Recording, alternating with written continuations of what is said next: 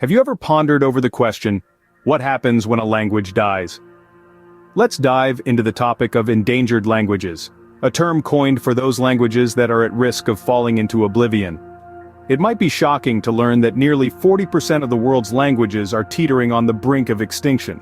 This is not just a matter of linguistic diversity. When a language dies, we lose more than just words. It spells the end for an entire cultural and historical reservoir, a unique worldview that shapes and is shaped by the people who speak it. The stories, the songs, the wisdom, the ideas, they disappear, leaving an irreplaceable void in our collective human heritage.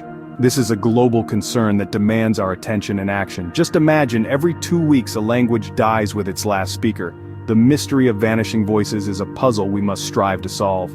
Languages, like living organisms, are born, evolve, and unfortunately, die. Let's journey back in time and trace the history of extinct languages. Our story begins in the cradle of civilization, with ancient tongues like Sumerian, once spoken in the Fertile Crescent of Mesopotamia.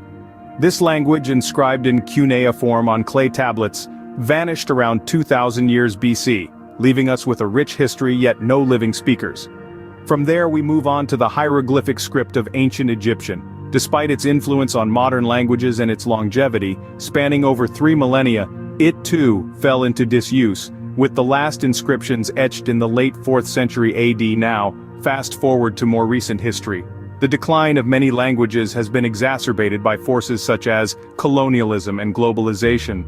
When powerful nations expanded their territories, they often imposed their own languages on the conquered peoples, pushing native tongues to the brink of extinction. Moreover, the rise of global commerce and communication has privileged a few dominant languages such as English, Mandarin, and Spanish. This dominance has further marginalized smaller languages, leaving them struggling for survival. Take, for instance, the Ainu language in Japan. Once widely spoken among the indigenous Ainu people, it is now considered critically endangered, with only a handful of elderly speakers remaining. Another example is Cornish, a Celtic language native to Cornwall in England. Despite being declared extinct in the late 19th century, efforts to revive it have resulted in a small but passionate community of speakers. Yet it remains endangered, a poignant reminder of the fragility of linguistic diversity. The march of history and the onslaught of dominant languages have left many languages clinging to existence. But as we'll explore in our next segment, all is not lost. There are efforts afoot to save these precious threads in the tapestry of human culture. But the story does not end here. There is a glimmer of hope. Across the globe, concerted efforts are breathing new life into endangered languages. From language schools nurturing young, curious minds to online courses reaching out to millions, there's a groundswell of initiatives aimed at revitalizing these precious linguistic gems. Community initiatives, too, are playing a crucial role. They're fostering an environment where endangered languages can thrive, encouraging everyday use and passing them down to the next generation. But let's not forget the role of technology. It's a powerful ally in this endeavor.